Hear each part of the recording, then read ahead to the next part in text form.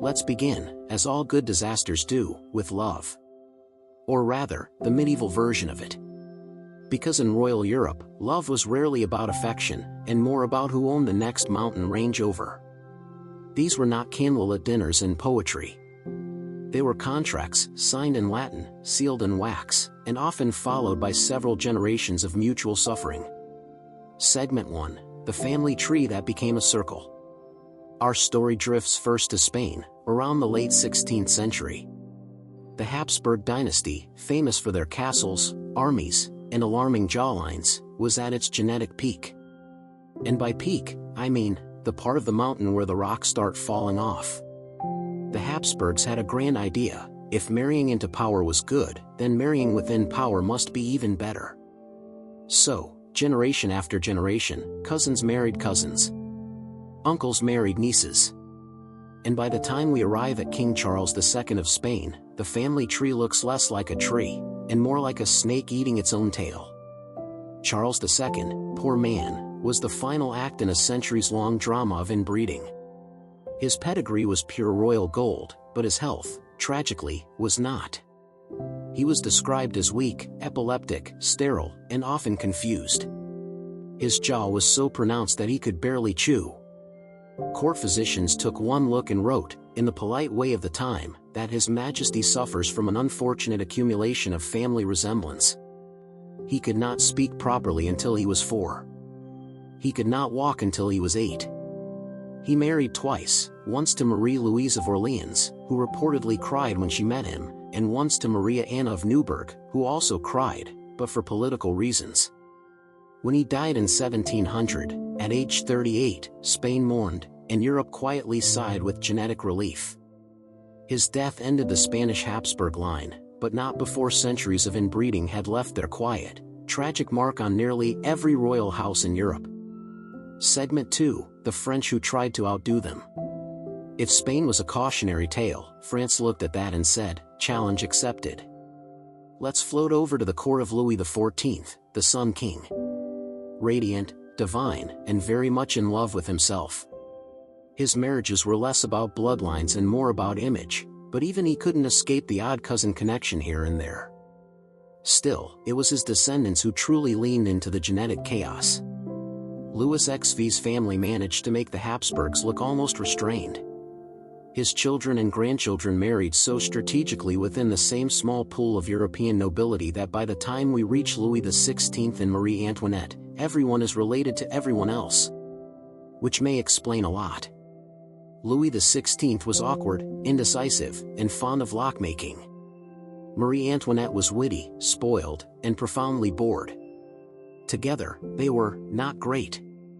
Their union produced children, but also, in many ways, the slow unraveling of France's monarchy. You could say the bloodline didn't so much die out as get trampled by the revolution. Segment 3. The British experiment in selective breeding. Meanwhile, over in Britain, the royal family was having its own awkward dinner table reunions. The Hanoverians, German imports by marriage, brought with them both a new dynasty and a spectacular amount of family drama. George III, famously mad, wasn't so much insane as likely suffering from a hereditary illness, possibly porphyria. Symptoms included confusion, hallucinations, and skin sensitivity, making him both unwell and highly inconvenient to photograph. But the real trouble came with his many descendants, who continued marrying within their extended network of cousins. By the Victorian era, Europe was one enormous family reunion. Queen Victoria herself married her first cousin, Prince Albert, because of course she did. Their marriage was, by royal standards, quite loving. But genetically, it didn't do the next generations any favors. Victoria was a carrier for hemophilia, a rare blood disorder. Through her numerous children, the disease quietly spread across Europe's royal houses, appearing in Spain, Germany, and most famously, in Russia. Segment 4. The Russian Tragedy. Ah yes, Russia. No bedtime history story is complete without the Romanovs. Their grandeur, their wealth, their doomed fate, it's all very operatic. When Tsarina Alexandra, Queen Victoria's granddaughter, married Nicholas II, she unknowingly brought hemophilia into the Russian royal line. Their only son, Alexei, inherited it. A small cut could cause days of agony, a bruise could be deadly. Desperate for help, Alexandra turned to mystics and healers. Enter Grigory Rasputin, a self-proclaimed holy man who looked like a forest had decided to become sentient. He seemed to calm the boy's symptoms, earning Alexandra's complete trust and everyone else's complete disgust. The result was political chaos. Rasputin's influence made the royal family a laughingstock, and when the revolution came, well, the genetic gamble didn't end well. Segment 5, When Cousins Go to War. And then, in one of history's darker ironies, the descendants of Queen Victoria, the woman who spread hemophilia like an accidental monarchical calling card, ended up on opposite sides of World War I. King George V of Britain, Kaiser Wilhelm II of Germany, and Tsar Nicholas II of Russia were all cousins. They wrote each other letters. They attended each other's weddings. And then, they sent millions of men to die fighting one another. It was, perhaps, the most dysfunctional family feud in recorded history. The dinner conversations, had there been any, would have been extremely awkward. Segment 6, The Quiet Lessons. Royal marriages were supposed to strengthen empires. But over and over, they only seemed to strengthen genetic disorders, and weaken everything else. Cousin married cousin, out of duty. Children were born sickly, or didn't survive infancy. Kings ruled briefly, and the crowns passed shakily to others who shared their blood, their names, and often their ailments. What's quietly sad about all this is how inevitable it seemed at the time. These people weren't evil, they were trapped in a political system that demanded purity, and mistook that purity for strength. Soft pause, as if pouring tea. Let's drift, now, away from the royal sickbeds and family trees. Because in part 2, we'll meet the kings and queens who weren't just genetically unfortunate, but personally unbearable. They fought with everyone, alienated entire courts, and sometimes, managed to lose entire countries, out of sheer stubbornness. But that's for the next quiet chapter. For now, let's leave the Habsburg jaws and hemophilic heirs to their well-deserved rest. Royalty, as you may have noticed, was rarely selected for emotional intelligence. When you give one person unlimited power, a divine right, and several jewel-encrusted hats, you don't usually get a calm, balanced personality. You get drama. The expensive kind. Let's begin our quiet descent into royal dysfunction with a man who truly set the tone for the job. Segment 1, Henry VIII, the original overreactor. If ever there was a monarch who could have handled that better, it was Henry VIII of England. At first, he was handsome, athletic, charming, the full Tudor package. But power does strange things to people. By his midlife, Henry had transformed from a Renaissance prince into a paranoid, swollen tyrant with a collection of ex-wives that could fill a small chapel. He married 6 times, and divorced or executed 4 of them. His first wife, Catherine of Aragon, failed to produce a surviving male heir. So naturally, Henry invented a new religion just to get rid of her. His second wife, Anne Boleyn, promised him everything: wit, beauty, flirtation, and when that didn't work out either, he had her executed for treason, witchcraft, and being annoying. The last one wasn't official, but we can all feel it was implied. By the time wife number 6 came around, Henry was so paranoid that he refused to share meals without a taster. He died obese, ulcerated, and possibly convinced that it was all everyone else's fault. England, somehow, survived. Segment 2, Queen Isabella II of Spain, the soap opera monarch. Now, let's drift south, to Spain again. The mid-19th century. Queen Isabella II, a woman so scandal-prone that even her portrait painters must have sighed deeply before each sitting. She was placed on the throne as a child and never really outgrew the chaos.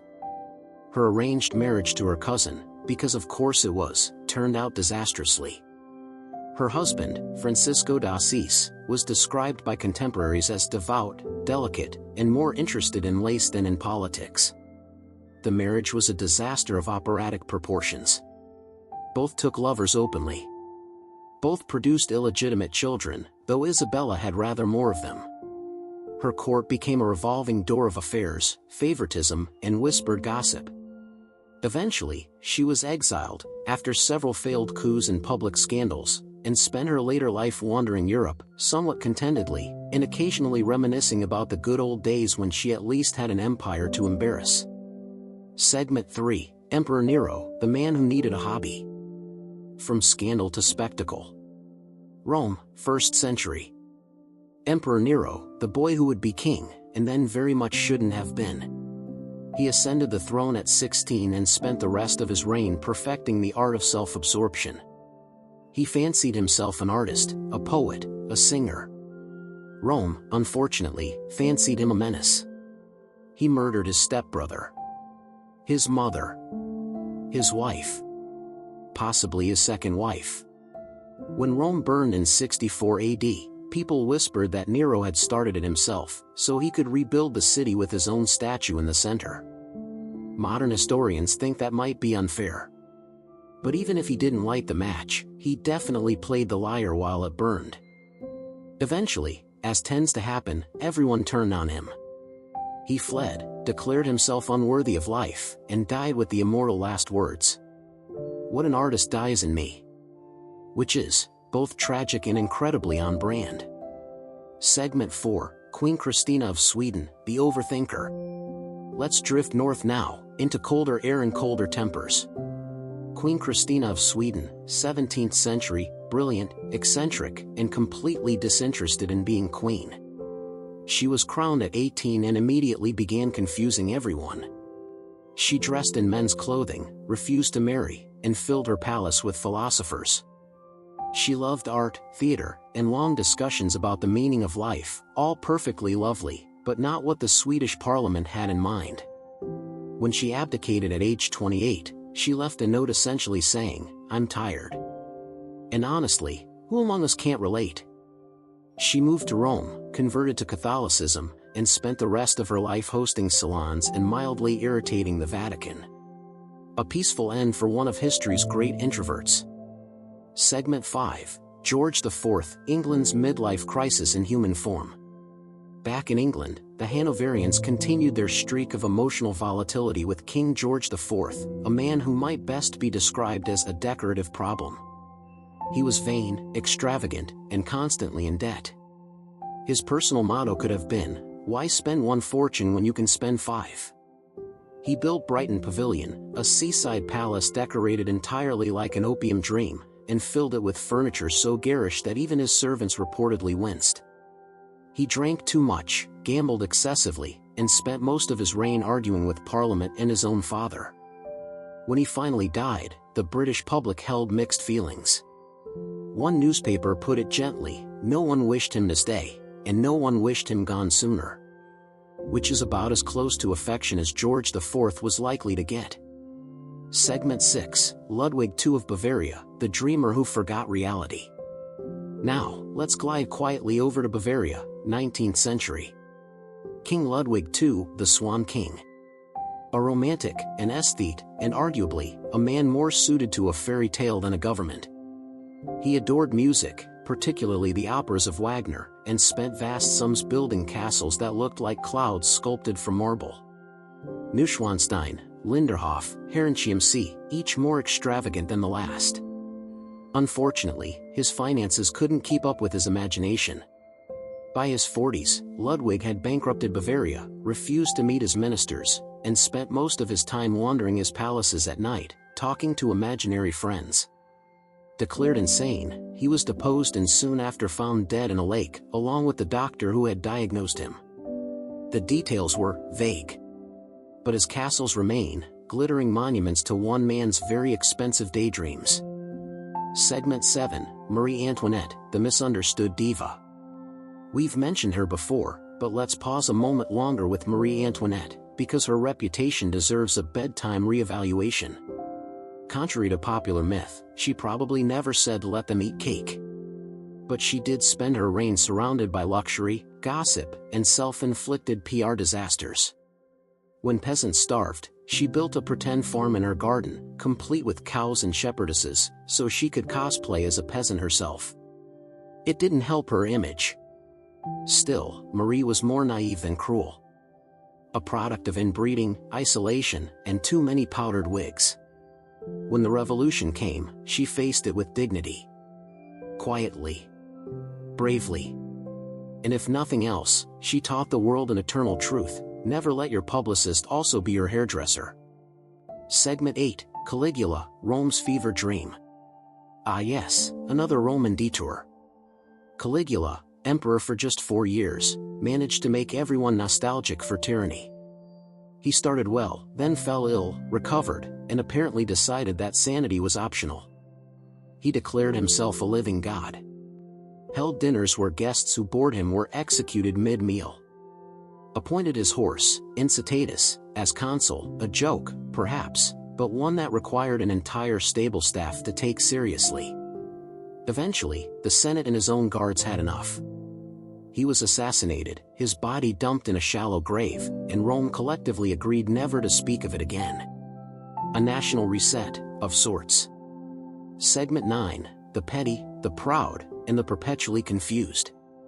What's striking about all these monarchs isn't just their drama, it's their humanity, misplaced though it was.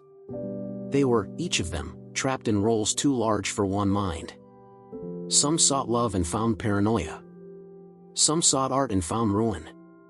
And some simply wanted dinner without being poisoned. Royal dysfunction, in the end, was never really about power, it was about people. Fragile, lonely, overindulged people with access to armies. Royal childhoods sound charming on paper: golden cradles, jewels, castles, lullabies sung by servants. But the reality? A strange, fragile blend of isolation, fear, and, quite often, illness. Most royal children were treated like living relics, too sacred to touch, too valuable to love properly. Let's drift gently through a few of their nurseries. Segment 1, Henry VI, the boy who slept through his kingdom. We begin in 15th century England, where Henry VI became king before he could walk. He was 9 months old, just old enough to cry during meetings, which, to be fair, most monarchs continued doing into adulthood. Henry grew up surrounded by regents, tutors, and the endless, humming machinery of royal duty. He was kind, gentle, pious, and utterly unfit for politics. By his 20s, it became clear that his mind was too soft for the crown. He would lapse into long, silent spells of catatonia, staring into nothing while the court whispered around him. At one point, he spent more than a year in total unresponsiveness. The birth of his son was announced, and he didn't react. When he finally recovered, he asked calmly who the child's mother was. It was, of course, his own wife. But even she looked unsure for a moment. Henry's mental health, fragile as it was, helped fuel the Wars of the Roses, a conflict fought mostly by ambitious relatives who decided to help by killing each other. He died in the Tower of London, likely murdered. A soft soul in a very sharp world. Segment 2, Edward V, the prince who disappeared. A short, sad story now. Edward V, one of the 2 little princes in the tower. He was 12 when his father, Edward IV, died suddenly. Within weeks, his uncle, Richard, Duke of Gloucester, had seized power for his protection. Edward and his younger brother were confined to the Tower of London, supposedly awaiting coronation. They were seen playing in the courtyard one week. And never seen again. No one knows for sure what happened. Rumors whispered through the centuries, smothered, poisoned, buried. But the truth remains locked in stone and silence. It's a haunting image: 2 small boys, heirs to a throne, swallowed by the machinery of ambition. Their short lives remind us that royal privilege often came with a very short warranty. Segment 3, Charles VI of France, the mad child who became a mad king. Across the Channel, France was nurturing its own tragic heir, Charles VI. He was crowned young, beloved by his people, intelligent, bright-eyed, and then, gradually, undone by his mind.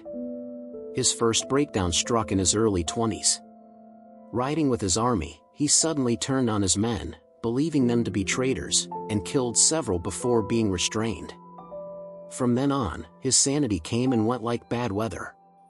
He forgot who he was. He refused to bathe because he believed he was made of glass. His courtiers had to tiptoe around him, literally, so as not to shatter their king. It's easy to laugh, but there's something terribly fragile about him. A man born into unbearable pressure, trying to survive in a mind that wouldn't hold still. His reign lasted 42 years. He ruled only about half of them. Segment 4, Mary, Queen of Scots, the child queen who never got to grow up. Now let's drift north again, to misty Scotland.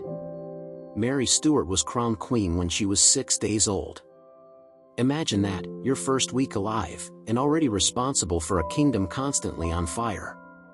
She spent most of her childhood in France, being polished into a perfect little jewel of diplomacy. French tutors, French manners, French fashion. Everyone adored her, except the people who planned to use her as a bargaining chip. Her life was arranged for her like a chessboard. Married off at 15. Widowed at 18. Returned to Scotland, which no longer wanted her. By 24, she was imprisoned by her cousin, Queen Elizabeth I. By 44, she was executed, head severed, dignity intact. A lifetime of politics, before she ever had a chance at peace. Segment 5, the Dauphin Louis Joseph, the forgotten child of Versailles. Before the revolution swept it all away, Versailles was full of children who barely knew what daylight looked like. The Dauphin Louis Joseph, eldest son of Louis XVI and Marie Antoinette, was one of them. He was raised like a fragile piece of porcelain, never allowed to play freely, never allowed to breathe without supervision. When he developed tuberculosis, the court refused to believe it. The doctors declared him merely fatigued from lessons. He died at age 7, his mother devastated, his tutors still insisting he had a strong constitution. The revolution came soon after, and in a strange, poetic way, France's royal childhood ended with him. Segment 6, Ivan VI of Russia, the baby imprisoned for life. If you're ever feeling unlucky, think of Ivan VI. He became Tsar of Russia at 2 months old, was overthrown before his first birthday, and spent the rest of his short life locked in various prisons. He grew up behind bars, guarded so heavily that even his name became secret. No toys, no lessons, no visitors. Just the echo of footsteps outside his cell. By adolescence, he barely spoke. When soldiers tried to free him, his guards, loyal to orders, killed him. He was 23. The loneliest monarch in history, who never actually ruled anything at all. Segment 7, the royal sicknesses, when bloodlines fought back. If there's one thing all royal nurseries had in common, it was illness. Coughs became fevers. Fevers became epidemics. And the doctors? They were mostly guessing. Hemophilia, that delicate curse passed down by Queen Victoria, made princes bleed endlessly from small wounds. Scurvy, rickets, malaria, palace walls didn't keep them out. Many children were wrapped in warmth to prevent sickness, meaning, swaddled in layers so thick they could barely move. One English midwife noted that royal babies were preserved like fruit, and often with the same result. It's a dark joke, but not an unkind one. So much wealth, so little wisdom. Segment 8, the lonely education. Royal tutors weren't gentle bedtime readers. They were usually philosophers, theologians, and men who believed in discipline through exhaustion. Children rose before dawn, recited Latin for hours, learned fencing, theology, and etiquette, none of which ever prepared them for basic human connection. Letters from young princes often read like small cries for help. The future Charles V of the Holy Roman Empire once wrote to his tutor, "I would trade all this learning for one afternoon without fear." It's a quiet sentence. And it tells you everything about how heavy a crown could feel, even at 10 years old. Segment 9, the spoiled ones. Of course, not all royal childhoods were tragic. Some were simply unbearable. Louis XV of France, as a boy, was so adored that no one dared correct him. He grew up believing the world existed purely to amuse him, and was genuinely puzzled when it didn't. Emperor Paul I of Russia was so spoiled and paranoid that he ordered all mail opened before it reached him, including birthday cards. And King John of England, spoiled since birth, turned selfishness into state policy, famously losing most of his father's empire and forcing his barons to write him a strongly worded letter called the Magna Carta. Segment 10. Small Ghosts of Power. When we look at portraits of child monarchs, tiny figures in oversized crowns, it's easy to forget they were real children. They laughed. They cried. They sometimes tried to run away. Charles II of Spain once hid under a table to avoid a council meeting. Honestly, a mood. But most of them never had a chance to be ordinary. Their toys were symbols. Their cradles, gilded cages. And their lullabies? Political propaganda, sung softly in Latin. So much of royal dysfunction began right there, in those lonely nurseries, echoing with the sound of lessons in fear. A soft pause. The tone lowers further. So let's close the nursery doors now. Let the candlelight fade over all those little crowns and careful smiles. Because behind the luxury, these were just children, sick, spoiled, frightened, or forgotten. And maybe, if you listen closely enough, you can almost hear the silence that raised them. Every court had its whispers. This house is blessed, that one is cursed. Most of those whispers came from servants with too much time and nobles with too much fear. Still, every so often, history leaned in and seemed to agree with the superstition. Segment 1. The Cape Tian Curse, the king who was right, unfortunately. We start in early 14th century France with King Philip IV, nicknamed Philip the Fair. And yes, he was tall, handsome, commanding. Also, he destroyed the Knights Templar, confiscated their wealth, and had their leaders burned alive. As the flames rose, the last Grand Master, Jacques de Molay, supposedly cried out that Philip and his descendants would all die within the year. It was the kind of theatrical curse that people usually forget by dinner. But then, it started coming true. Philip himself died that same year, after a sudden hunting accident. Within 14 years, all three of his sons, each a king in turn, were dead without male heirs. France plunged into succession chaos that later became the 100 Years' War. Coincidence? Probably. But medieval Europe preferred a good story to a logical one, and so the Curse of the Templars became legend. A bedtime story for the politically anxious. Segment 2. The Stuart Misfortune Machine. Across the Channel, the Stuarts of Scotland and later England developed their own brand of hereditary bad luck. Every generation seemed to produce one strong monarch and one walking disaster, alternating neatly, as though fate kept score. James I survived gunpowder plots only to be succeeded by Charles I, who lost his head, literally. Then came Charles II, charming but broke, followed by James II, who managed to lose the throne without anyone missing him very much. By the time Mary, Queen of Scots and her descendants were done, the family tree looked less like a dynasty and more like an ongoing apology tour. They were clever, dramatic, religiously inconvenient, and prone to making the worst possible decisions in slow motion. The kind of family that made civil war seem like a reasonable group project. Segment 3. The Romanovs, the dynasty that dreamed too long. We've met them before, but the Romanovs deserve a slower, softer look here. For 300 years they glittered across Russia, combining staggering wealth with an almost mystical confidence that God personally liked them best. And then came the 20th century, when the world stopped believing in divine favoritism. Nicholas II, gentle but indecisive. Alexandra, proud and haunted by her son's illness. Their faith in Rasputin, that wandering mystic, turned public devotion into ridicule. When revolution came, it moved quietly at first, then all at once. The family was executed in a cellar, their crowns reduced to myth. Russia woke up from the dream, and the Romanovs became a bedtime ghost story about the cost of believing your bloodline can't break. Segment 4. The Bourbon Spiral, from Versailles to the Guillotine. The Bourbons of France might be the most theatrical dynasty ever cursed by its own reflection. For generations they believed they were chosen, born glittering, dying in silk. And then came Louis XVI and Marie Antoinette, who inherited not only debt but the weight of centuries of self-importance. They tried to modernize, half-heartedly, and failed gracefully until the mob arrived. Heads rolled, palaces emptied, and suddenly the Bourbons were ex-royalty with very poor timing. A few relatives tried to restore the line afterward, but the magic was gone. France had decided it preferred republics to hereditary déjà vu. Segment 5, the Wittelsbach Curse, Bavaria's Gilded Madness.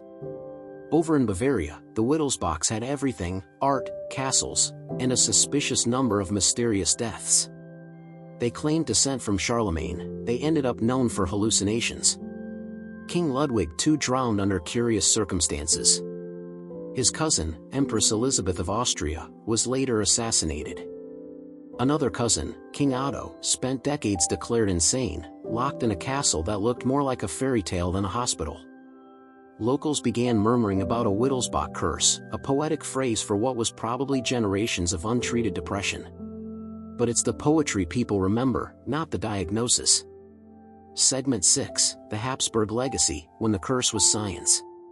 By the time the Habsburgs reached the 17th century, no one needed a witch to curse them. They'd already done it themselves with genetics. The famous Habsburg jaw, severe hemophilia, and infertility all came from centuries of family recycling. Their portraits, long chins, blank eyes, too much gold, are eerie to look at now. Every generation looks slightly more tired of the experiment.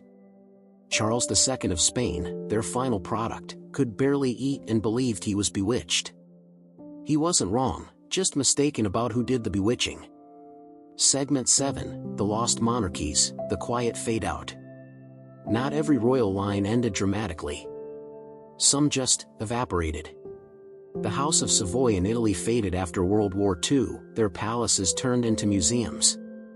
The Ottoman dynasty, once stretching across continents, ended with its last sultan dying quietly in exile, surrounded by unpaid bills. The Hohenzollerns of Germany lost everything after the Great War, their palaces commandeered, their portraits gathering dust. No fire, no curses, just a long, slow exhale of history. It's almost peaceful, the way dynasties die now, politely, bureaucratically, with press releases. Segment 8, the Modern Echoes. Every so often, a modern heir still dreams of restoration. They hold charity balls, give interviews, and stand beside family crests that haven't meant anything for a century. It's more quaint than tragic now, like reenacting a bedtime story you no longer believe in but can't quite forget. And maybe that's the real ending to all royal curses. They don't break with blood or rebellion, they just fade into nostalgia. The thrones stay empty, but the stories keep their shape. A slow pause. You can almost hear the hush of closing curtains. So, let's let them rest. The cursed, the proud, the unlucky. They've been dead for centuries, but their mistakes still echo faintly in marble halls and bedtime monologues.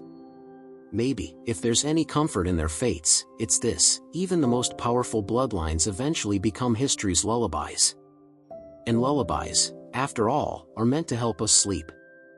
Every court had its whispers: this house is blessed, that one is cursed. Most of those whispers came from servants with too much time and nobles with too much fear. Still, every so often, history leaned in and seemed to agree with the superstition. Segment 1, the Cape Tian Curse, the king who was right, unfortunately. We start in early 14th century France with King Philip IV, nicknamed Philip the Fair. And yes, he was tall, handsome, commanding. Also, he destroyed the Knights Templar, confiscated their wealth, and had their leaders burned alive. As the flames rose, the last Grand Master, Jacques de Molay, supposedly cried out that Philip and his descendants would all die within the year. It was the kind of theatrical curse that people usually forget by dinner. But then, it started coming true. Philip himself died that same year, after a sudden hunting accident. Within 14 years, all three of his sons, each a king in turn, were dead without male heirs. France plunged into succession chaos that later became the 100 Years' War. Coincidence? Probably. But medieval Europe preferred a good story to a logical one, and so the Curse of the Templars became legend. A bedtime story for the politically anxious. Segment 2, the Stuart Misfortune Machine. Across the Channel, the Stuarts of Scotland and later England developed their own brand of hereditary bad luck. Every generation seemed to produce one strong monarch and one walking disaster, alternating neatly, as though fate kept score. James I survived gunpowder plots only to be succeeded by Charles I, who lost his head, literally. Then came Charles II, charming but broke, followed by James II, who managed to lose the throne without anyone missing him very much.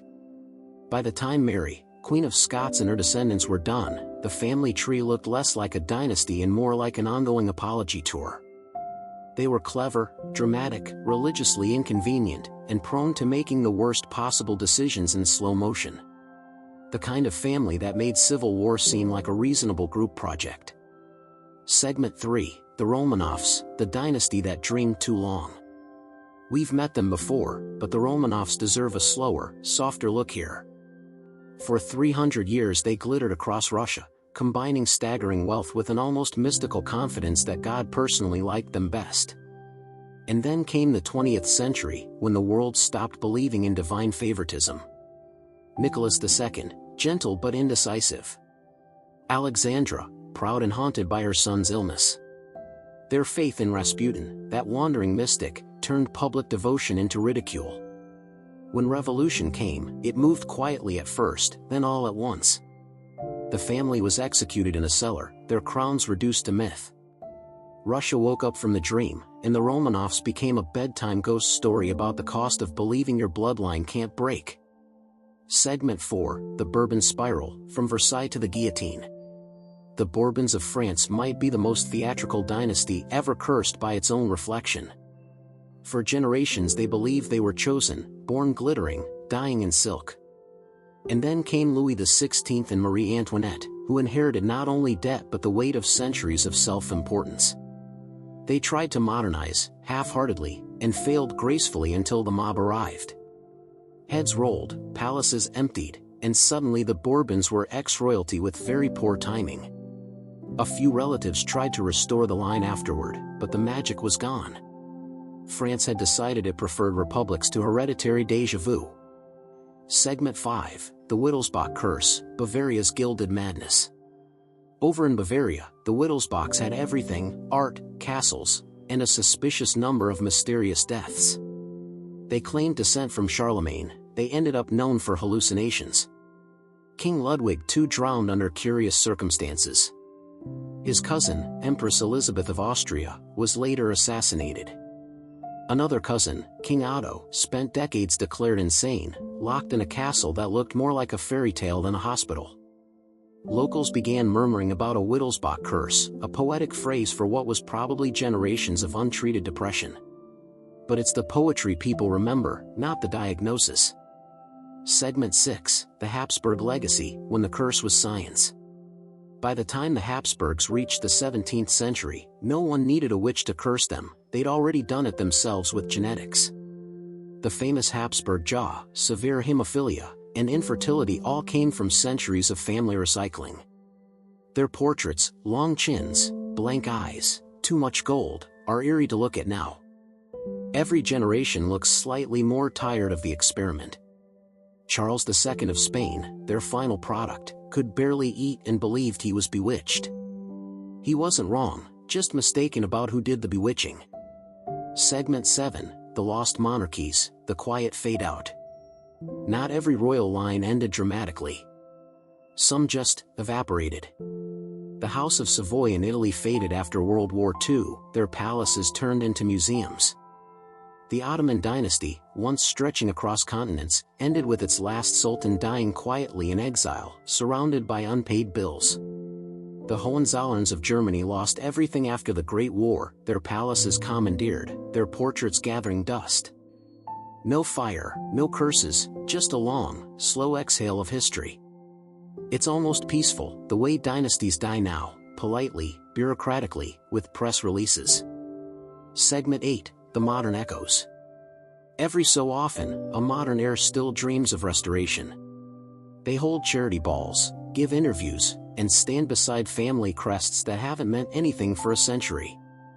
It's more quaint than tragic now, like reenacting a bedtime story you no longer believe in but can't quite forget. And maybe that's the real ending to all royal curses: they don't break with blood or rebellion, they just fade into nostalgia. The thrones stay empty, but the stories keep their shape. A slow pause. You can almost hear the hush of closing curtains. So, let's let them rest. The cursed, the proud, the unlucky. They've been dead for centuries, but their mistakes still echo faintly in marble halls and bedtime monologues. Maybe, if there's any comfort in their fates, it's this: even the most powerful bloodlines eventually become history's lullabies. And lullabies, after all, are meant to help us sleep. Royal chronicles love to pretend that kings acted alone. But behind nearly every great decision was someone the historians preferred not to mention: a queen, a mistress, a mother, or occasionally, a widow who refused to stay quiet. These women didn't always have crowns, but they had patience. And patience, in history, is its own form of power. Segment 1, Eleanor of Aquitaine, the woman who outlived them all. Let's start with Eleanor of Aquitaine, a woman who treated medieval Europe like her personal chessboard. She married 2 kings, one of France, one of England, went on crusade, and ruled her own lands the entire time. When her second husband, Henry II, decided to imprison her for being, well, more politically competent than him, she simply waited. And waited. And when her sons rebelled, she helped them from the shadows until Henry finally died and she was free again. By the time she was done, she'd outlived nearly everyone, including 2 kings, a crusade, and most of her own children. She died quietly in a convent at 82, which, for a 12th century queen, was practically immortal. Eleanor wasn't forgotten because she failed, she was forgotten because she succeeded in a world that preferred women tragic. Segment 2, Empress Matilda, the almost queen. Before Eleanor, there was Empress Matilda, daughter of Henry I of England. She was meant to rule, but England wasn't ready for a queen who refused to smile politely while men took her throne. When her cousin Stephen seized power, Matilda didn't retreat, she started a civil war, marched into battle, and nearly claimed her crown. At one point, trapped in Oxford Castle during a snowstorm, she escaped wearing a white cloak to blend into the snow and fled across the frozen Thames. Which is an objectively dramatic way to avoid capture. She never sat on the throne, but her son did, Henry II, founder of the Plantagenet dynasty. So, in the end, she ruled anyway, just indirectly, as mothers so often do. Segment 3, Isabella of Castile, the builder of empires. Isabella of Castile rarely gets the calm, reflective treatment she deserves. She's remembered for funding Columbus, a choice with consequences, but her real legacy is the unification of Spain. She and Ferdinand of Aragon ruled as equals, well, as close to equals as the 15th century allowed. Together they reshaped Europe, launching Spain into its golden, and occasionally bloody, age. She was intelligent, devout, and terrifyingly focused. When she died, Ferdinand wept publicly, which was notable because kings didn't usually do that. Without her, Spain lost its balance. With her, it had found its will. Segment 4, Catherine de' Medici, the mother of intrigue.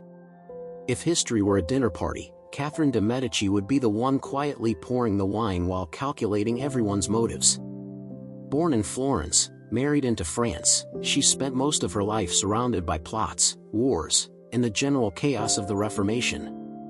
Her husband died young. Her sons were weak. France teetered constantly between Catholic and Protestant factions. So Catherine learned to survive, not by fighting directly, but by mastering the art of the mask. She invented pageantry, used poison as rumor rather than weapon, and balanced the kingdom through sheer willpower. Centuries later, people still called her the Black Queen. But the truth is simpler, she was a survivor in a time when surviving was political genius. Segment 5, Wallis Simpson, the woman who stopped a king. Fast forward to the 20th century. Wallis Simpson, twice divorced American socialite, met King Edward VIII, and history tilted on its axis. He loved her so much he abdicated the British throne, declaring he couldn't rule without the woman I love. Romantic, yes. Also politically disastrous. They lived the rest of their lives in elegant exile, drifting between Paris and the Riviera, never quite forgiven. Wallis became a symbol of scandal and sophistication, a woman blamed for a man's choice, as usual. But in the quieter view of history, she did something extraordinary. She forced the British monarchy to confront its own humanity. And perhaps, unintentionally, cleared the path for Elizabeth II, one of the longest reigning queens in history. Segment 6, The Ghost Queens of Empire. Some queens were powerful precisely because they were invisible. Women like Nur Jahan in Mughal India, who ruled from behind a veil, issuing edicts in her husband's name. Or Empress Dowager Cixi in China, who controlled the Qing dynasty for nearly half a century, all while insisting she was merely advising.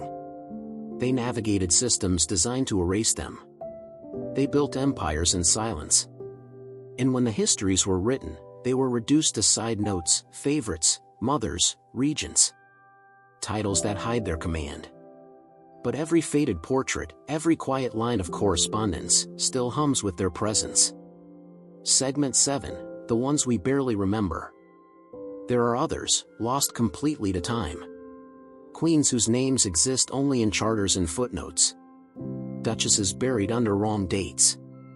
Consorts who reigned for days, then vanished behind their husbands' legends. Some were kind, some cruel, some entirely ordinary. And maybe that's what makes them remarkable. They lived human lives in inhuman roles.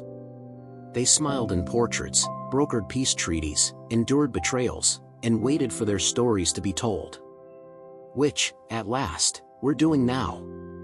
A gentle pause, like the turning of a page. History likes to crown its heroes loudly and bury its queens quietly.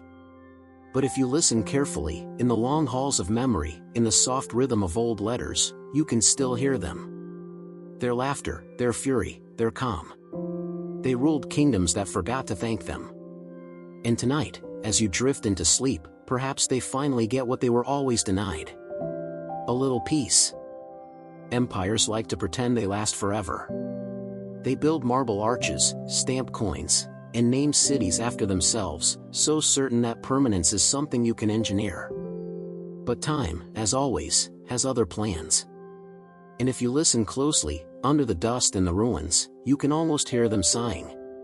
The voices of kings, queens, and dreamers who built too much, too fast, on ground that never stopped shifting. Segment 1, The Byzantine Mirage. Let's begin in Constantinople, a city so magnificent they called it the Second Rome. Golden domes, silk markets, and emperors who believed themselves half divine. The Byzantine Empire lasted for more than 1,000 years.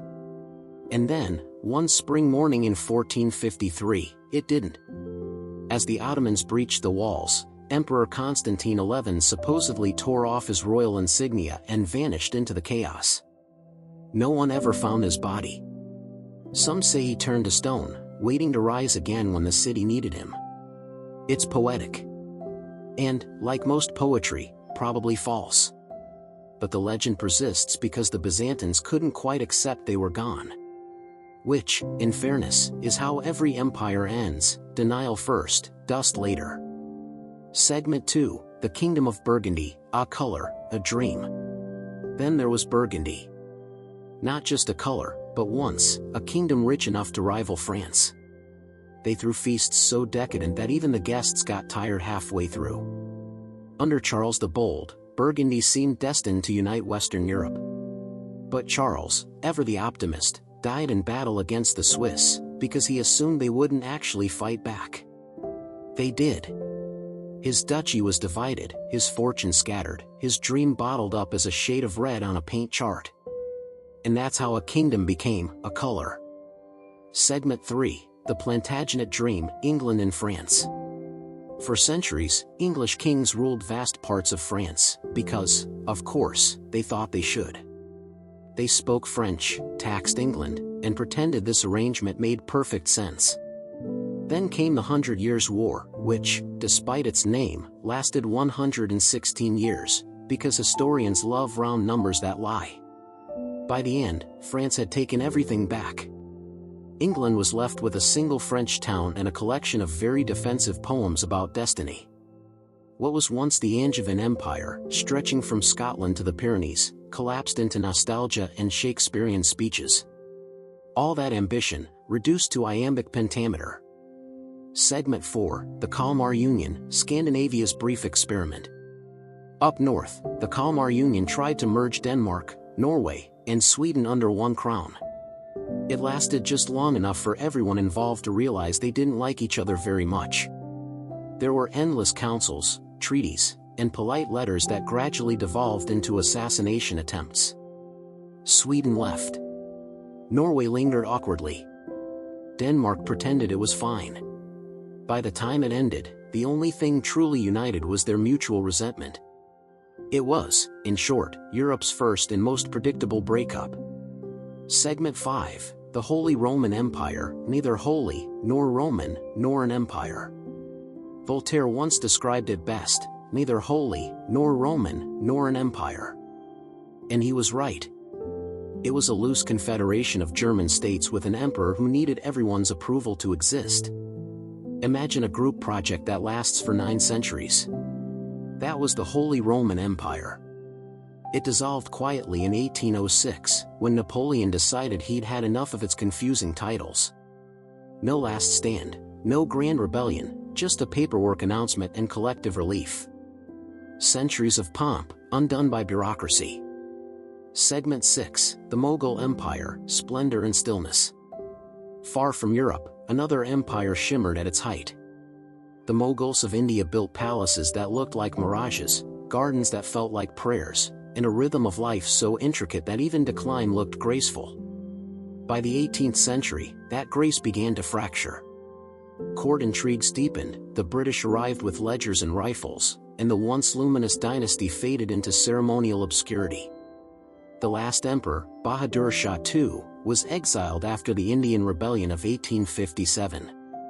He wrote poetry in his final years, mourning a kingdom that had become a memory. One line survives in translation. How strange is man's fate, to leave his own home behind. And perhaps that is the essence of empire, leaving behind everything it once called eternal. Segment 7, the French Empire, the rise, fall, and repeat. France, of course, could never resist a dramatic comeback. They built an empire under Napoleon, lost it, built another, lost that too, and eventually turned it all into a fashion statement. At its height, the French Empire stretched across continents. Its fall was less grand, gradual, awkward, and filled with committees. There's a certain irony in it all. The nation that invented haute couture couldn't design an exit strategy. But still, fragments of that empire linger, in language, cuisine, and that curious French ability to make defeat sound dignified. Segment 8, the Ottoman Twilight. The Ottoman Empire survived longer than almost anyone else. It spanned 3 continents, outlived crusades, plagues, and European diplomacy, which is saying something. And yet, in its final century, it felt like a candle burning just to prove it still could. By World War I, it was an empire in name only, a collection of weary provinces held together by tradition and inertia. When it finally dissolved in 1922, the world felt different. The modern Middle East rose from its ashes, and Constantinople became Istanbul, a city with 2 souls and one unbroken rhythm. Even now, it feels alive in both past and present, a place where empires sleep lightly. Segment 9, the Echo Kingdoms. There were others: Navarre, Aragon, Bohemia, Sicily, Naples, Lithuania, Trebizond, and 100 more. Names once spoken with reverence, now scattered across maps as regional trivia. Each one thought it was eternal. Each one ended quietly, without the courtesy of an ending theme. Sometimes a marriage ended them. Sometimes a treaty. Sometimes just time. And perhaps that's the most peaceful way for power to die, not with battle cries, but with yawns. Segment 10, the Lesson of Dust. All empires end the same way, not with fire, but with forgetting. The palaces crumble, the portraits fade, the crowns melt down into jewelry for someone else's coronation. And yet, every empire leaves something behind. A language. A law. A melody hummed by someone who's never heard of the people who wrote it. Even in loss, there's continuity. Even in ruin, there's beauty. Maybe that's why we study them. Not to mourn what's gone, but to be gently reminded that nothing, not even failure, lasts forever. A long pause. The music would fade to a low hum. So, as the night deepens and the last kings fade into sleep, remember that every empire, every crown, every dynasty we've talked about tonight, was human. Flawed, tired, proud, and, in their own way, magnificent. And maybe, in some far-off century, someone will whisper about ours in the same sleepy tone. Not with judgment. Just curiosity. Because in the end, all history becomes a bedtime story. Hey everyone. Tonight, we're drifting back to a time when love was political, genetics were optional, and the royal family tree looked more like a tangled ball of yarn. If you've ever wondered why so many kings were slightly translucent, why queens fainted for sport, or why half of Europe seemed to share the same jawline, well, you're in the right place. This is royal marriages that went horribly, genetically wrong. The kind of history that's less romantic destiny and more family reunion gone medically questionable. So go ahead and get comfortable. Dim the lights. Maybe pour some tea, or just collapse into your pillow like a defeated Tudor. Because we're going to talk about centuries of royal romance that really shouldn't have happened. Segment 1, The Beautiful Disaster of Habsburg Love. Let's start with the gold standard of unfortunate royal genetics, the Habsburgs. For 600 years, the Habsburgs ruled half of Europe and seemed determined to share half their DNA with each other. It began innocently enough. A few strategic marriages to keep power in the family. But by the 17th century, the family was kind of all they had left. You see, they didn't just marry cousins. They married first cousins, double cousins, uncles to nieces, and, in one unforgettable case, a great niece. The result? Faces so distinctive that artists started painting them flatteringly just to avoid scaring future in-laws. We're talking about the famous Habsburg jaw, a genetic souvenir of centuries of marital recycling. It got so pronounced that some members couldn't properly close their mouths. And while that's mildly tragic, it's also impressive. Evolution usually gives up long before that point. But the crown jewel of this dynasty of DNA déjà vu was Charles II of Spain. He was the final Habsburg king of Spain and a walking case study in why family reunions should not double as dating events. Charles was born with severe physical and mental disabilities, including a famously deformed jaw that made eating and speaking difficult. He was constantly ill, suffered seizures, and was reportedly unable to walk or talk until he was 8. Doctors at the time described him as bewitched. Modern genetics would describe him as a warning label. When he died in 1700, the autopsy reported his body was without a single drop of blood, a heart the size of a peppercorn, and intestines full of corruption. It was, to put it mildly, not a healthy family tradition. With Charles's death, the Habsburg line in Spain ended, finally proving that royal love might conquer kingdoms, but not chromosomes.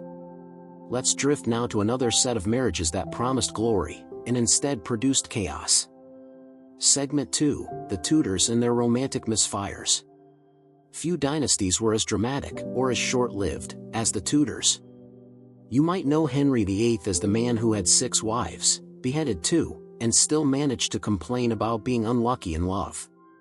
But what's often forgotten is how all that royal matchmaking set England up for a genetic dead end. Henry's obsession with producing a male heir led to marriages that were politically brilliant and biologically doomed. His daughter Mary, later known as Bloody Mary, married her cousin, Philip II of Spain. Their shared Habsburg ancestry didn't help.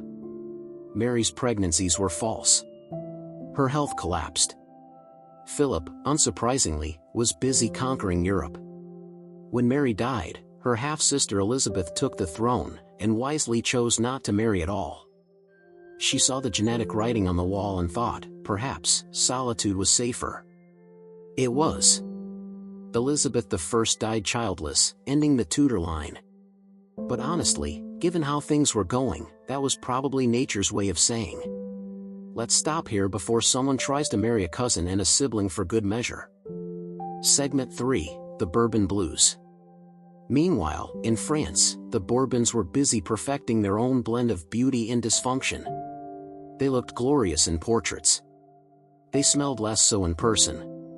And while their palaces gleamed, their family trees quietly wilted from centuries of careful inbreeding. Louis XIV, the Sun King, had over a dozen legitimate and illegitimate children, many of whom married within the family line. By the time of Louis XVI and Marie Antoinette, the Bourbon gene pool was looking more like a very shallow decorative pond. Louis XVI was intelligent, but socially anxious, indecisive, and possibly impotent for the first several years of his marriage. Marie Antoinette was 14 when she arrived in France, bewildered by etiquette, and trapped in a palace that functioned like a soap opera. Their union, intended to strengthen France and Austria, became the ultimate public relations disaster. She spent too much. He hesitated too long. And the people of France eventually decided that the best way to solve both problems was decapitation. Marriage, 0, guillotine, 1. Segment 4, the Romanovs and the Bleeding Curse. Now let's float over to Russia, land of palaces, portraits, and terrible luck. The Romanovs were famous for opulence. But beneath the jeweled crowns ran a silent, devastating threat of disease, hemophilia. It entered the dynasty through Queen Victoria of England, who, in one of history's worst ironies, carried the hemophilia gene and passed it down through multiple royal houses of Europe. Her granddaughter, Alexandra Fyodorovna, married Tsar Nicholas II. Their only son, Alexei, inherited the disorder. One minor injury could be fatal. In desperation, Alexandra turned to mystics and found Grigory Rasputin, the wandering holy man whose healing presence seemed to help the boy. He became part of the royal household, influencing politics, religion, and rumors. The empire, already crumbling, couldn't survive the scandal. By 1917, the Romanovs were overthrown. The royal line ended not with a wedding, but with exile and tragedy. All because of one genetic inheritance, wrapped in centuries of royal pride. Soft pause. If you're still awake, congratulations, you've just drifted through 300 years of bad decisions made in velvet ropes. But we're not done yet. Because next, we'll glide into part 2, the pettiest and most dysfunctional kings and queens. Where the marriages end, but the grudges absolutely do not. So take a slow breath, let the royal scandals settle, and get ready to meet monarchs who ruled like toddlers. Royalty, for all its pomp, is really just a centuries-long case study in bad communication.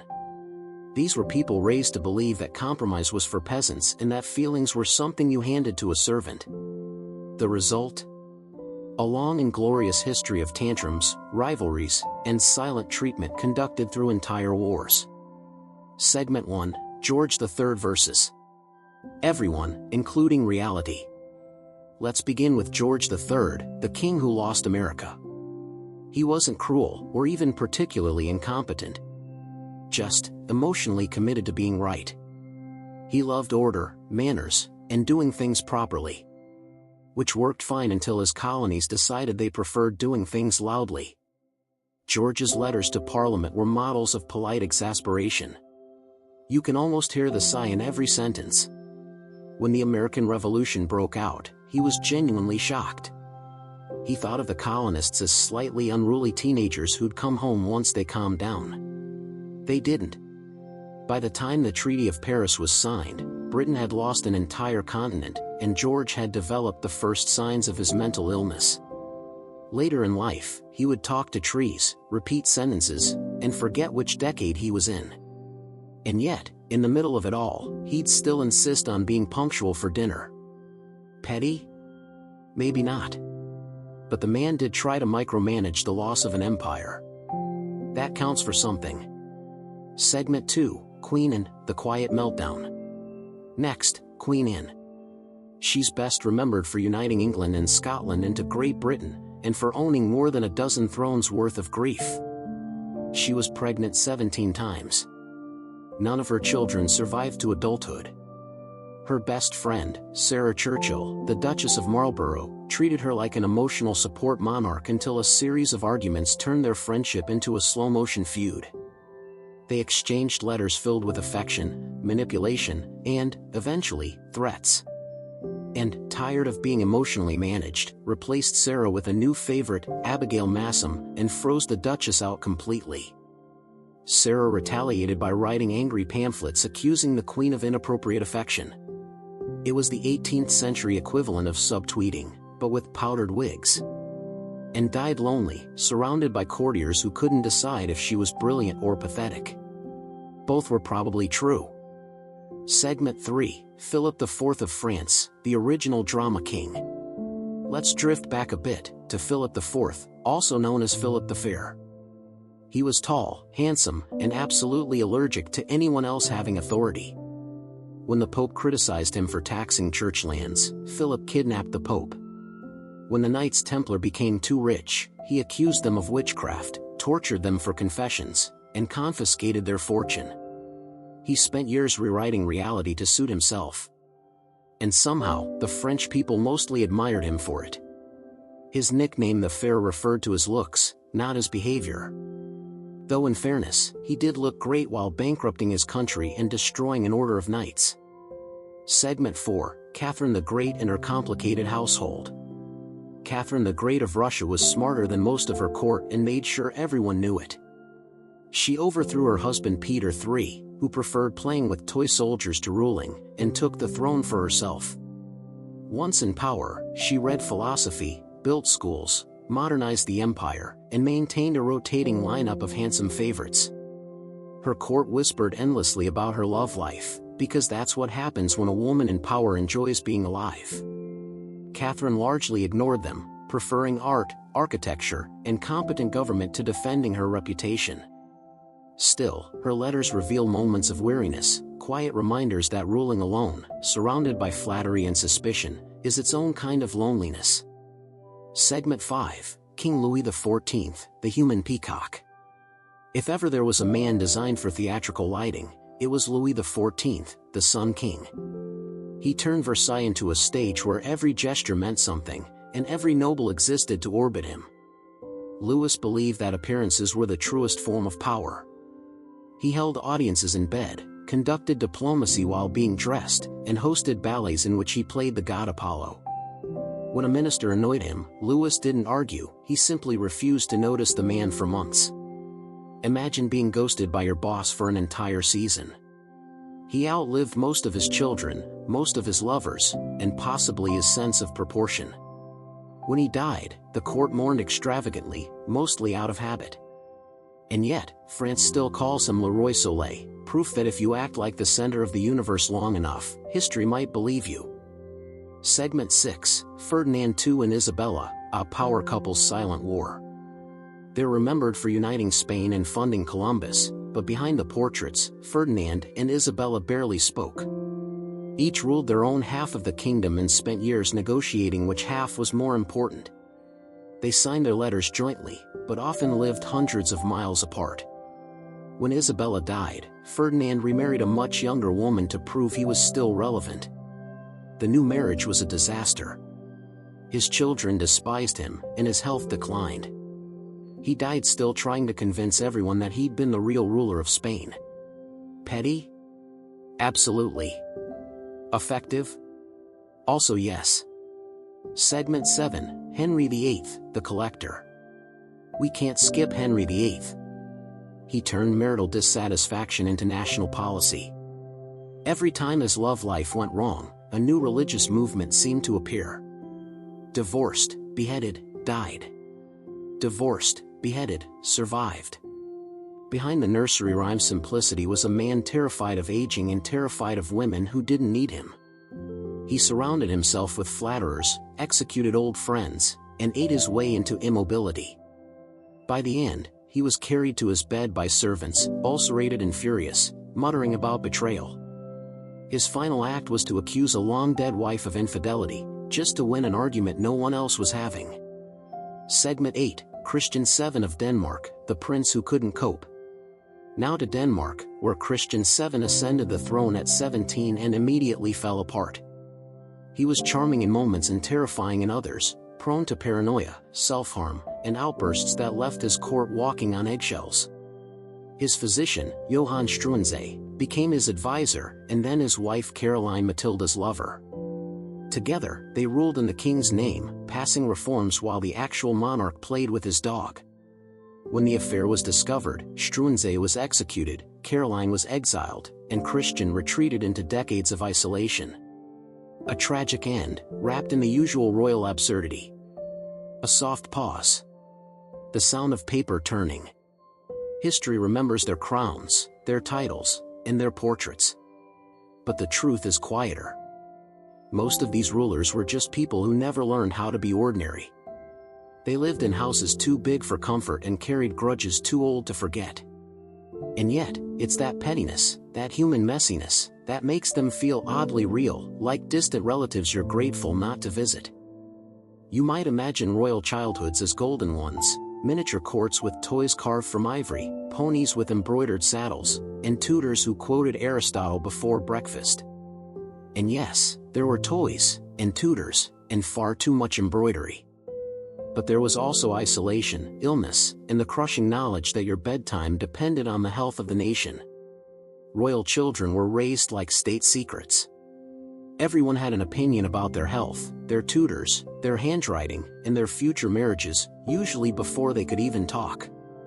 Let's drift through a few of their rooms now, quietly, as though tiptoeing through a long-forgotten palace nursery. Segment 1, Edward VI, the boy king who never got to be a child.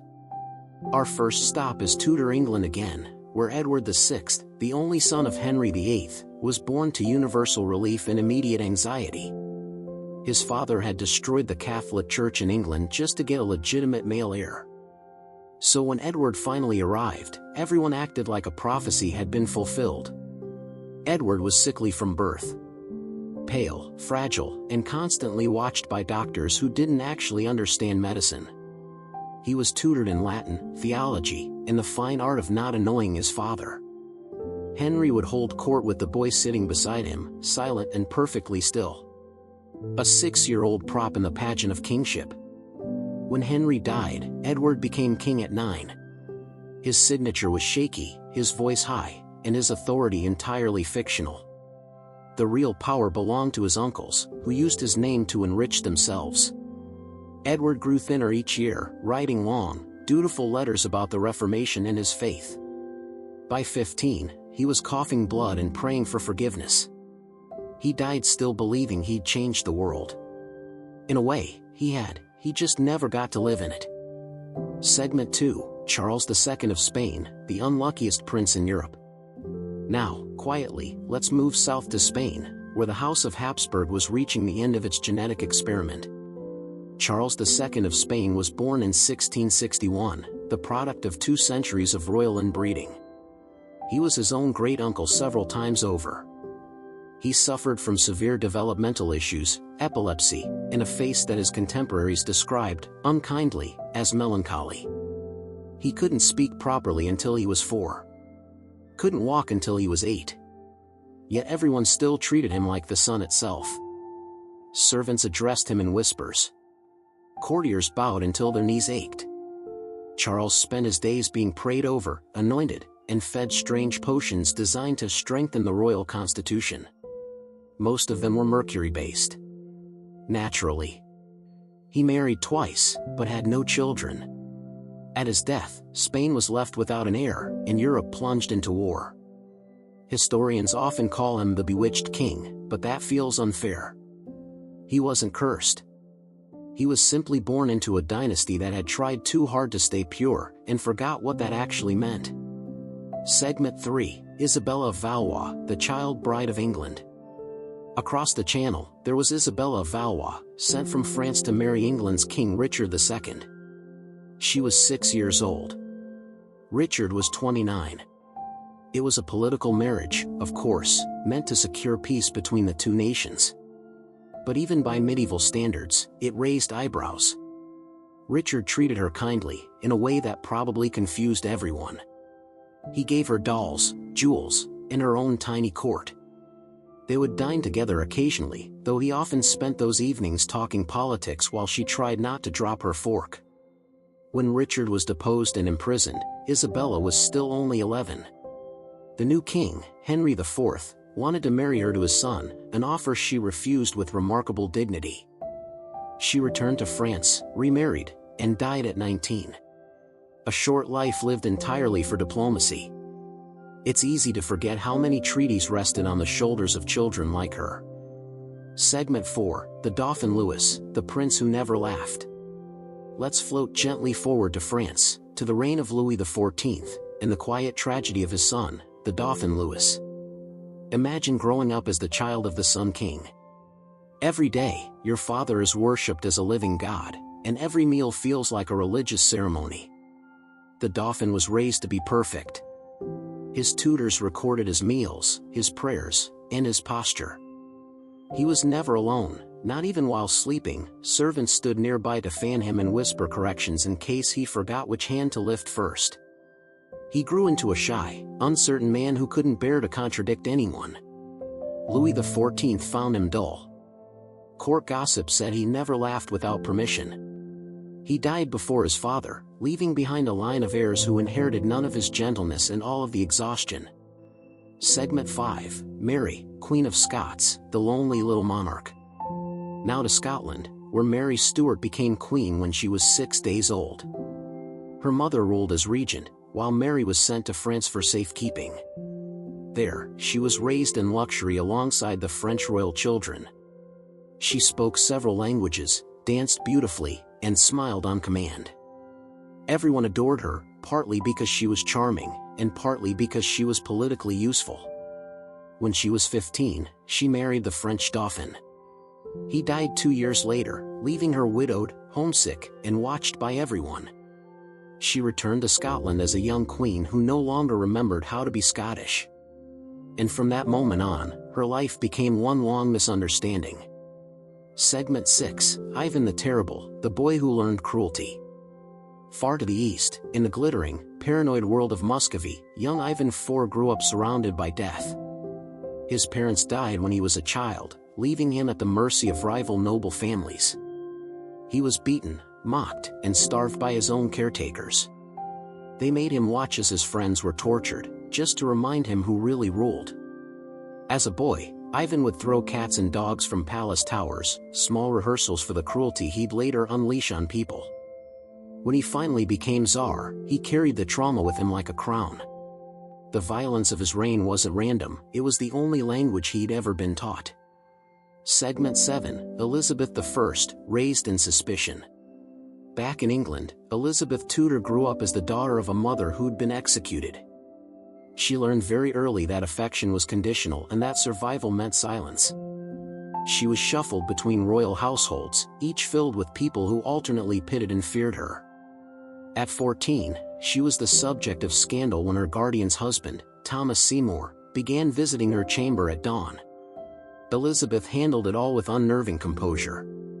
By the time she became queen, she had learned the art of emotional invisibility. Her calm, her caution, her lifelong refusal to marry, they all began in that uneasy adolescence. A pause. The sound of rain on windows, or parchment turning. It's strange, isn't it? We think of kings and queens as people born into comfort and certainty. But for many of them, childhood was a lonely education in power, the kind that doesn't let you rest, or trust, or dream of anything ordinary. Maybe that's why so many of their reigns read like cautionary tales.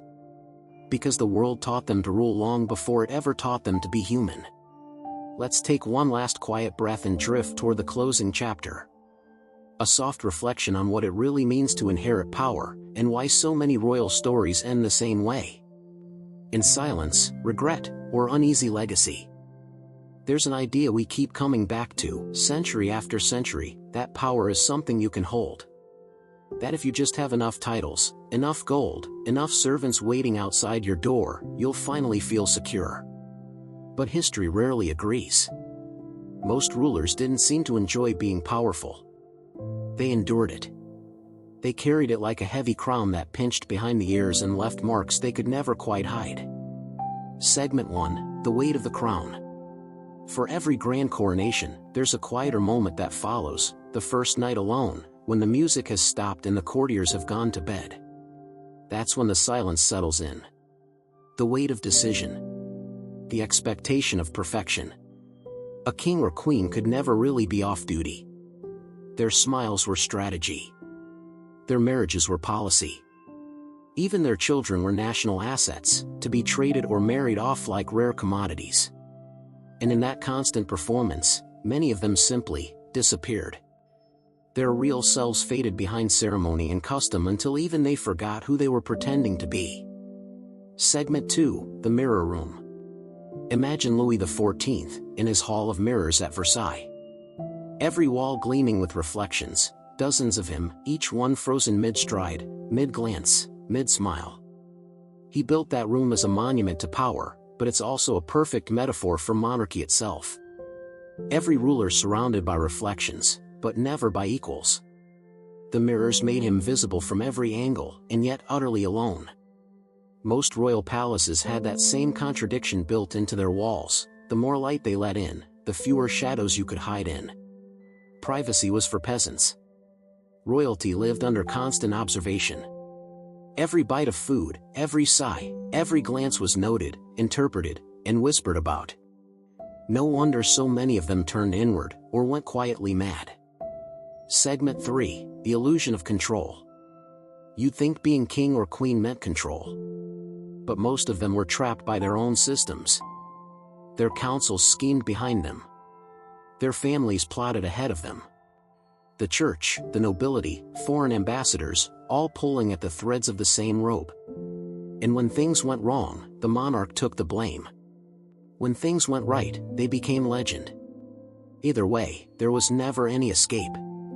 The irony of monarchy is that the one person who seems to have everything often has the least freedom of all. Segment 4, the endless loneliness of rule. There's a peculiar kind of loneliness that comes with being obeyed too easily. When everyone agrees with you, you lose the ability to tell who actually means it. Even those closest to a monarch, spouses, favorites, trusted advisors, had motives of their own. Every friendship was a gamble. Every love affair, a potential scandal. Elizabeth I mastered the art of solitude. Louis XIV filled his palace with people, so he'd never have to hear silence. Catherine the Great surrounded herself with letters, lovers, and philosophy, anything to drown out the sound of suspicion. They all learned the same lesson, that power isolates. And once you have it, even losing it can feel like relief. Segment 5, the beautiful illusion. Royal portraits tell a different story. They show calm, control, divinity. Eyes that never blink. Skin that never ages. But look long enough, and you start to notice what's missing. No wrinkles. No fear. No exhaustion from years of pretending to be both human and myth at the same time. Pain doesn't fit well on a coin. So history remembers them polished, idealized, and, ironically, less real than they ever were in life. Segment 6, the quiet truth beneath the gold. Maybe that's the part that draws us in, late at night, when we're half asleep and half curious about the past. It isn't the battles or the crowns. It's the small, tired humanity hiding underneath all that ceremony.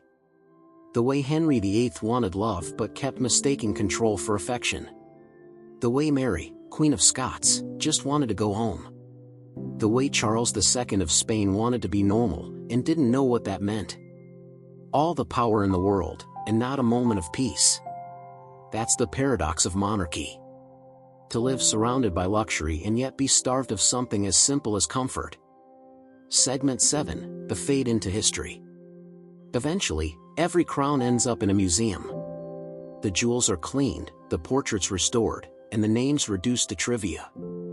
Their mistakes become bedtime stories, their tragedies softened by distance. And maybe that's why these tales work so well for sleep.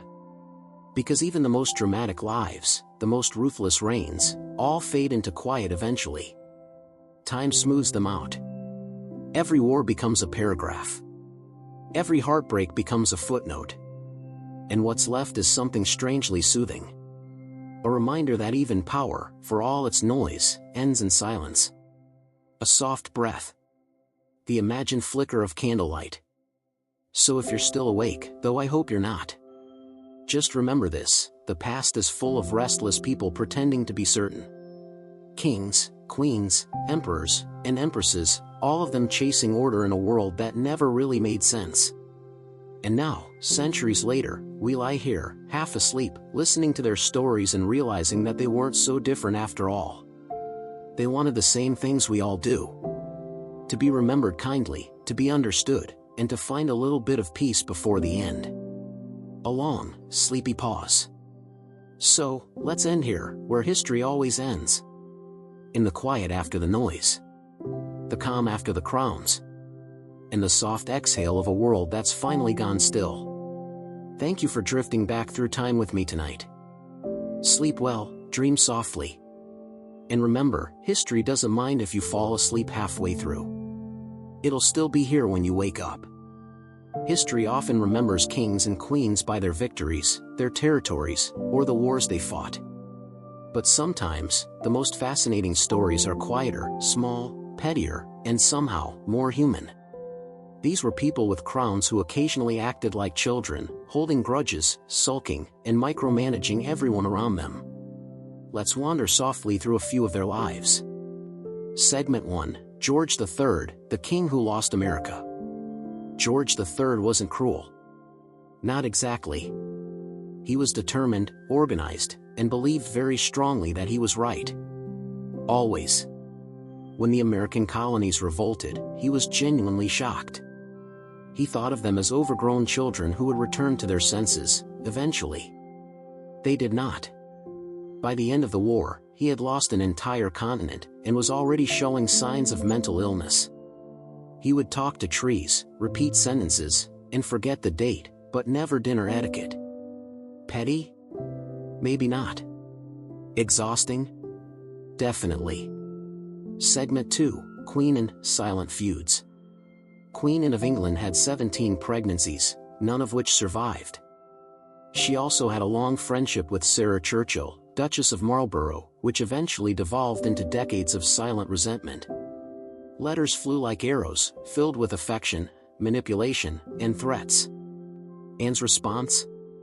Replace Sarah with another favorite and slowly freeze out the old friend entirely. Even monarchs can be subtle and merciless in their pettiness. Segment 3, Philip IV of France, the Drama King. Philip IV, nicknamed the Fair for his looks, was allergic to anyone else having authority. When the Pope criticized him, he kidnapped him. When the Knights Templar grew rich, he accused them of heresy and seized their wealth. He ruled with a sense of style, flair, and absolute conviction that the world should revolve around him. And, to be fair, the world did mostly go along. Segment 4, Catherine the Great, the Empress who outsmarted everyone. Catherine of Russia overthrew her husband and ruled brilliantly for decades. She read philosophy, modernized the empire, and maintained a carefully rotating circle of favorites. Court gossip followed her like shadows, but she largely ignored it. She preferred art, architecture, and competent governance to defending her reputation. Her life shows us that sometimes, power works best when wielded quietly, thoughtfully, and a little ironically. Segment 5, Louis XIV, the Sun King. Louis XIV loved drama. Every gesture mattered. Every audience was a performance. Even minor officials could be ignored for months if he was displeased. He outlived most of his children, most of his lovers, and perhaps his sense of proportion. And yet, history remembers him as a king of magnificence. Because, as long as he looked like the sun, no one noticed the fatigue behind the rays. Segment 6, Ferdinand II and Isabella, a silent power struggle. Ferdinand and Isabella of Spain were remembered as a united front politically. In private, however, they often ruled their halves of the kingdom separately. Each maneuvered quietly, making decisions behind the other's back, and occasionally reminding historians that even a power couple can be awkward. Segment 7, Henry VIII, collector of wives and grievances. Henry VIII's approach to marriage was decisive. Divorced. Beheaded. Died. Divorced. Beheaded. Survived. Each marital misstep reshaped England's religion, politics, and law.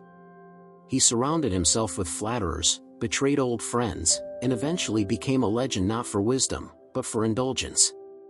Segment 8, Christian VII of Denmark, the prince who couldn't cope. Christian VII became king at 17 and promptly struggled with paranoia, depression, and social anxiety. His physician, Struensee, became the de facto ruler and also his wife's lover. When the affair ended in execution and exile, Christian retreated into isolation. The lesson: even absolute power cannot fix a fragile mind. A soft pause. Imagine the distant clinking of a crown resting on a velvet pillow. History remembers the grandeur of their reigns, the battles, and the treaties. But the quiet moments, the long silences, the pettiness, the exhaustion, reveal something more intimate. Even those who seem larger than life were human. Flawed. Frustrated. Sometimes petty. Always alone in their crowns. Royal childhoods are often imagined as golden, miniature courts, toys carved from ivory, tutors who recited Latin before breakfast. And yes, there were toys. There were tutors. There were splendid clothes. But there was also isolation, illness, and the constant knowledge that your survival, and sometimes your kingdoms, depended entirely on your health and behavior. Royal children were raised like state secrets. Everyone had an opinion: their health, their posture, their education, their marriages. Even their smallest actions were scrutinized. Let's drift softly through a few of their lives. Segment 1: Edward VI, the boy king who never played. Edward VI, Henry VIII's only son, was born sickly and pale. Doctors watched him constantly, offering potions and advice they barely understood. He was taught Latin, theology, and the fine art of never annoying his father. When Henry died, Edward became king at 9. His authority was mostly symbolic, his health fragile, his days filled with lessons in governance he could barely comprehend. By 15, he was coughing blood, exhausted, and already familiar with disappointment. Segment 2: Charles II of Spain, a royal genetic experiment. Charles II of Spain was born in 1661, the result of centuries of Habsburg inbreeding. He could not walk properly until he was 8 and spoke with difficulty. His health was poor throughout his life. Despite all this, courtiers treated him as though he were fully capable of ruling. He married twice, had no children, and died leaving Spain without a clear heir. His life was defined by the quiet weight of impossible expectations. Segment 3: Isabella of Valois, the 6-year-old bride. Isabella of Valois was sent from France to England at 6 years old to marry King Richard II, who was 29. It was a political arrangement, designed to secure peace. Richard treated her gently, offering dolls and attention. But even so, her early childhood was entirely shaped by diplomacy. When Richard was deposed, Isabella returned to France and later married again. She lived only 19 years, a life shaped entirely by others' ambitions. Segment 4: The Dauphin Louis, a child of Versailles. The Dauphin Louis, son of Louis XIV, grew up constantly observed. Tutors, courtiers, and servants monitored his every movement. He was never allowed to forget his place in the hierarchy. He grew shy, uncertain, and timid, rare traits for a child of the Sun King. Even his laughter was measured and polite. He died before his father, leaving heirs who inherited power but not the gentle temperament. Segment 5: Mary, Queen of Scots, a life of early responsibility. Mary Stuart became Queen of Scotland when she was just 6 days old. Sent to France for safety, she was raised among other royal children, trained in languages, dancing, and courtly etiquette. She married young, widowed quickly, and returned to Scotland still learning how to rule. Even as a teenager, she carried the burdens of diplomacy and expectation. Segment 6: Ivan the Terrible, the boy who learned cruelty. Ivan IV of Muscovy lost his parents at a young age and was raised amidst betrayal, beatings, and political intrigue. He learned cruelty as a child, throwing animals and witnessing the suffering of friends. This upbringing shaped the violence he later displayed as Tsar. Segment 7: Elizabeth I, raised in suspicion. Elizabeth Tudor, daughter of Henry VIII, grew up with the knowledge that her mother had been executed. She was shuffled between households, observed constantly, and learned early that survival meant silence. By the time she became queen, she had mastered emotional invisibility, a skill forged in a lonely childhood filled with fear and careful calculation. A soft pause. The imagined rustle of pages or distant candle flickers. Childhoods of royalty were never ordinary. They were defined by isolation, careful observation, and early responsibility. Even toys and tutors could not protect them from the pressures of destiny. And perhaps this is why so many rulers carried lifelong anxieties, neuroses, or quirks, habits formed before they could even walk unassisted. History remembers monarchs for their battles, their marriages, their treaties, and their scandals. But behind all of that, there is something quieter, something almost invisible, the human cost of ruling. Even the most magnificent palaces can feel like prisons. Even the most celebrated crowns can feel unbearably heavy. Segment 1: The Weight of the Crown. For every coronation, there is the first night alone, when music has stopped and courtiers have gone to bed. The silence is thick. Decisions, expectations, and responsibilities settle in like dust. Kings and queens could never truly escape observation. Every gesture, every sigh, every word was noted and judged. Even children grew up under this scrutiny, learning to perform obedience before they understood the world. Segment 2: Mirrors and Isolation. Louis XIV's Hall of Mirrors in Versailles reflects the paradox of monarchy, surrounded by splendor and reflections of oneself, yet utterly alone. Every angle, every reflection, shows power, but none shows companionship. Royalty existed in a world of observation and expectation, with little space for ordinary human needs, rest, privacy, or mistake. Segment 3: Control that isn't real. Many monarchs believe they controlled everything, but history suggests otherwise. Councils, families, nobility, and foreign powers constantly tugged at the reins. The monarch bore the blame for failure and often received credit for success, whether deserved or not. Absolute power often feels less like freedom and more like a slow, endless vigilance. Segment 4: The Loneliness of Obedience. Monarchs were obeyed, yes, but rarely understood. Love was often strategic. Friendships were alliances. Even intimacy was tinged with suspicion. Elizabeth I mastered solitude. Louis XIV filled Versailles with courtiers to avoid silence. Catherine the Great relied on letters, philosophy, and companions to manage suspicion and maintain composure.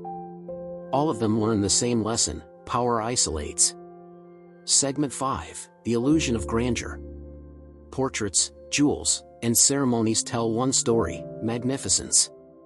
But look closer, and what's missing is equally revealing: vulnerability, doubt, fatigue. Even the mightiest rulers were often exhausted, anxious, or lonely. The perfection we admire was a performance. Segment 6: Quiet Humanity. In their diaries, letters, and personal accounts, the true nature of royalty emerges. Henry VIII wanted affection but confused it with control. Mary, Queen of Scots, simply longed for home. Charles II of Spain never knew normalcy.